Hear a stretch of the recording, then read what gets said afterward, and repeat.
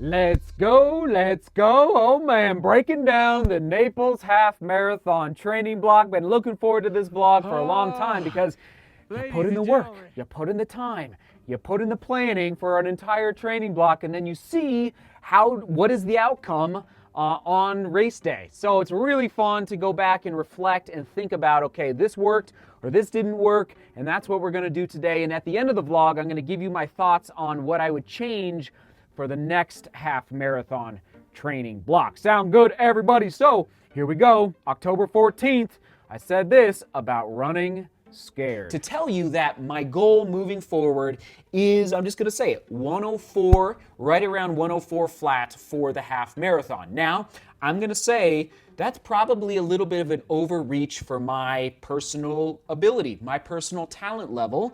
And that is part of my process of figuring out, okay, what is the game plan for the next training block?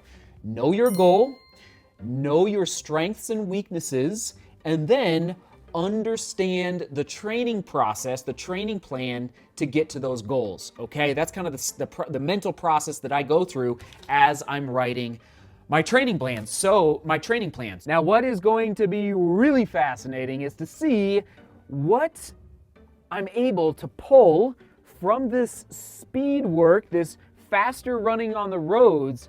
How is this going to impact my mountain racing? It's Zagama in Spain in June, okay? Or Pikes Peak in August, down the road in Colorado Springs. Like, it's going to be crazy to see just what happens with the mountain running, because that's, I'm trying to run fast on the roads, but my real specialty and passion is mountain running. So anyway, it's going to be interesting to watch that unfold. Now, as we dive in here to breaking it all down, how did the training block go? Okay, how did the Naples training block go?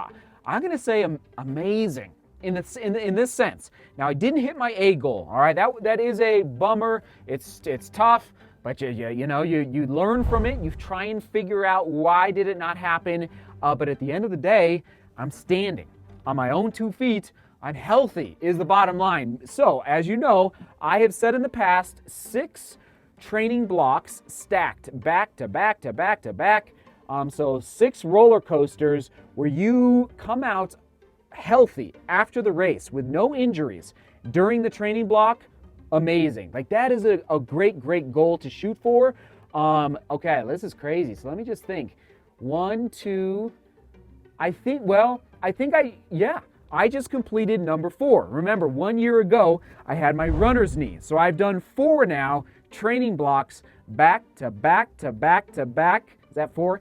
4 training blocks with no injury. So that's a really solid goal to shoot for, where you can do this up and down 6 times. So it's going to come out to about a year and a half of training with no injuries, because what happens, as you know, is that aerobic stimulus all the time, consistently, just begins to build bigger and bigger, and your aerobic engine becomes more efficient, okay? So I'm excited. I got number 4 in the bag, and sooner rather than later, I will be starting number 5, which, again, I will tell you here in a second what I'm going to change for the 5th attempt at the next half marathon training block being consistent. So let's break down volume, vertical, altitude, workouts, gym, doubling. Oh, that's a big one.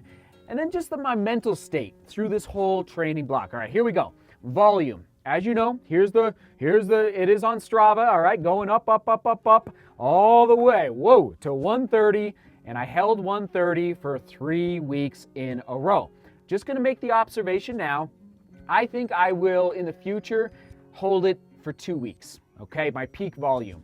And yeah, just an observation, the 3rd week of 130, now it was Christmas time, so that was hard mentally to be training so much when the family's home, the kids are out of school, but the 130s, it was good. Like, I survived, but that last week of 130s was a little challenging mentally, okay? So something for me to note for the future, but the volume was awesome, and I proved to myself, and I understand now why the elite training groups in the United States and in East Africa, why many of the elite men for the half marathon and marathon distances why they are at least running 130 miles a week. There's no other way to say it, but you become fit. You become very, very fit running at that type of volume. And I'm not recommending you do that. I'm just communicating what I just experienced in this last training block. Don't do that.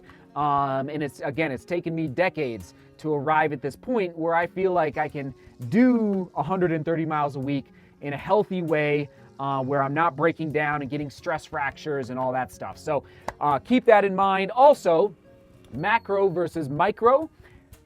I am getting ready for a marathon in 2 years from now. I'm getting ready for an ultra marathon in 5 years from now.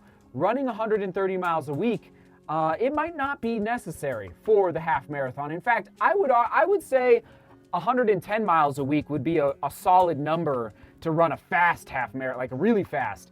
I think I would have done very well in Naples at 110 miles a week, okay? But again, I am more often focused on long-term racing where I want to continue to develop my aerobic system for the long haul rather than for the short haul, which is why I went up to 130 miles back to back to back. All right, so just want to put that out there, macro versus micro. Okay, here we go. Vertical was good, was solid. Mountain running here in Colorado in the winter, freezing temperatures. I think in the future I will reduce, and I still will go up there for sure, and I still will get altitude training. Let's talk about altitude. My breathing was so under control in that race in Naples compared to the guys around me. Like, I could hear them laboring pretty significantly compared to me. And that's a little tip of the day. When you're racing other people, listen to their breathing, listen to everything that's happening around you. And I could just sense, like, okay, I am very fit because I'm breathing hard, but I'm not breathing as hard as a couple of these guys around me. It wasn't every guy around me, but I really did notice it out there in the streets of Naples. So I do think the red blood cell recruitment at altitude paid off in a big, big way. Now, I was breathing hard at the end of the race, 100%, and we'll get to that more in a second. So anyway, just wanted to make that point about vertical gain and altitude. And again, we'll talk more about this in a second. Workouts, the speed ladder, amazing. I think I will, I'll say that for a second. Speed ladder, amazing. Speed endurance, amazing. So that was the 13 to 16 mile threshold runs essentially here at altitude. So hard stuff, but again, making me mentally tough for, if I can run at that type of pace. I think I was going, 520s here at altitude, solo in the cold. Here's some footage on your screen from, I think, the 16-mile one.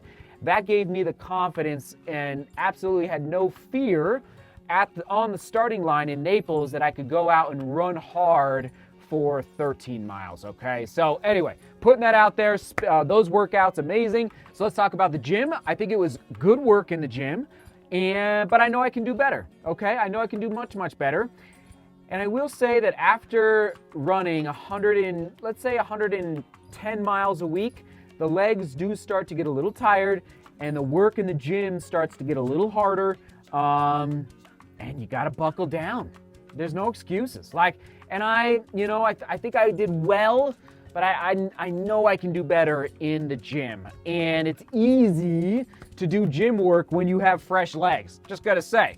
But when you start to get tired later in the training block, it's like, it hurts. There's no other way to say it. It just hurts. Like I go to the gym after I run, and when you go into the gym after doing a 16-mile threshold run, it's just hard. But no excuses, so I know I can do better in the gym. Doubling, here we go. Amazing. I have a whole new perspective on work hard and developing that aerobic engine. Waking up at 4:30 a.m. is like a snap right now for me. It's easy to just, and it's crazy, but I invested a little bit of money in new outerwear. You guys have been seeing me running in these puffy jackets, and I just don't like to run. I don't like to be cold when I run, so I do get a little warm in the jackets, but I just go out at 4:30 or 5 a.m., 4:50 a.m., 5:30 a.m., and it's like nothing. I know I'm going to be warm. I might get a little too warm at certain points in the run, but doubling in the wintertime in Colorado, it's like I'm not afraid at all. Even getting the ski goggles, like I just have complete confidence in my gear, which gives me a lot of hope for the future training for doubling in the morning, where I do 10 in the morning and 10 at night, or 13 in the morning and 7 at night, or whatever the case may be. So doubles were amazing. And the mental state, the only major challenge, was around Christmas time. That 130-mile week, the third one, the family's home drinking hot cocoa and, hanging out and having a good time, and I got to go out and run 16 miles. And it was just a little hard there right around Christmas time. But overall, I think the mental state was solid. It was solid, yeah, except for that third week. So here we go. What would I change for the next half marathon training? And I know I could go into so much more detail, but I want to respect your time. So here we go. What would I change for the next half marathon training block, which you better believe there's going to be another one. Which race and when, I do not know, but there will be another one. If you have any ideas, you let me know down in the comments. So I'm excited to actually add more doubles in a future half marathon training block. I was doing 3 to 4, and I'm not afraid. I'm going to say 4 to 5, okay? Where I run twice a day, 4 to 5 days a week. Again, building that aerobic engine, not being afraid to go out at 5 a.m., have the right gear, and breaking up the volume a little bit more. And so instead of doing the 13 to 16 mile speed endurance runs or lactate threshold runs, breaking that up into shorter ones, especially early and middle of the training block.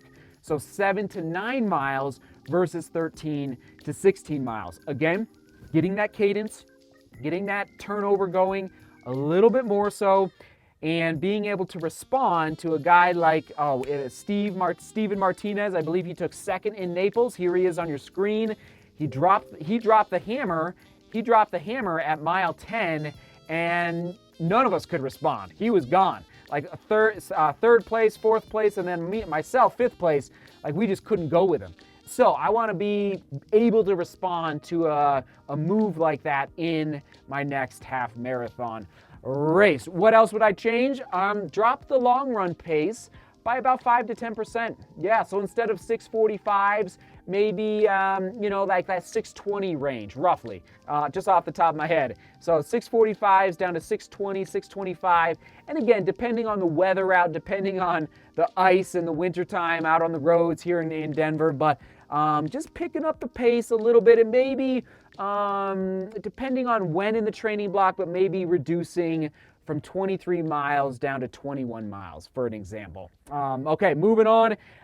Dabble in the vertical, but probably twice a month versus every week. So still getting the vertical gain in, still getting the altitude, still recruiting those red blood cells.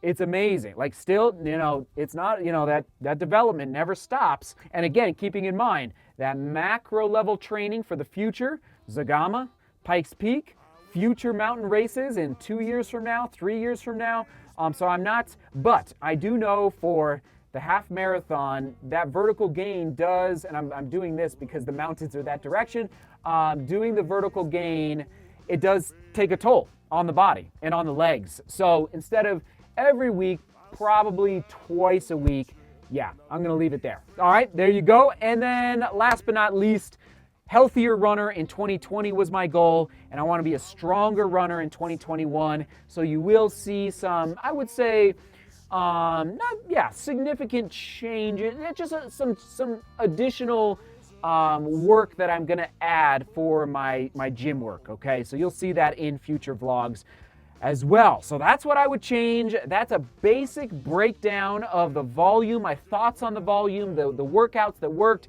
the running that maybe didn't work as much, what I would change with respect to the altitude training. Man, so much to cover. I'm trying to think. All right, let me just pause, make sure I'm not missing anything. Oh yeah, I almost forgot plyometrics, specifically hip flexors. I can just tell by my stride and cadence. And again, shout out to Michael. I wouldn't know this without this footage, but I can just tell that I need to work on my hip flexors especially, all right? So that is a goal of mine for the next half marathon training block is plyometrics, which I do, but really targeting my hip flexors especially, all right? So question of the day, what is a very specific change that you have made between two training blocks where you were training for the same distance? So marathon to marathon, 10K to 10K, half marathon to half marathon, whatever distance you were training for, where you like, okay, this was good, but I think I can do this in the next training block. So give us, if you can be specific, that would be amazing. Help us all out down in the comments. Again, I know I could go on and on. I'm going to call it there. Thanks for coming along this journey of training for the Naples Half Marathon, a race that, you know, I didn't know if it would happen, but sure enough it did, and we snagged a PR in the process. So I'm glad that I persevered, that, you know, don't give up, don't ever give up. Your races out there, they will return as well at some point. We don't know exactly when, but they will return. So just keep turning that doorknob, and before you know it, we're gonna be on those starting lines together once again. I have faith in that, everybody. All right, here we go. We will toss it to a vlog from early in the training block, okay? Probably one of the ones I referenced, all right? So it'll be right there. Onward and upward. All right, seek beauty, work hard, and love each other. See you tomorrow.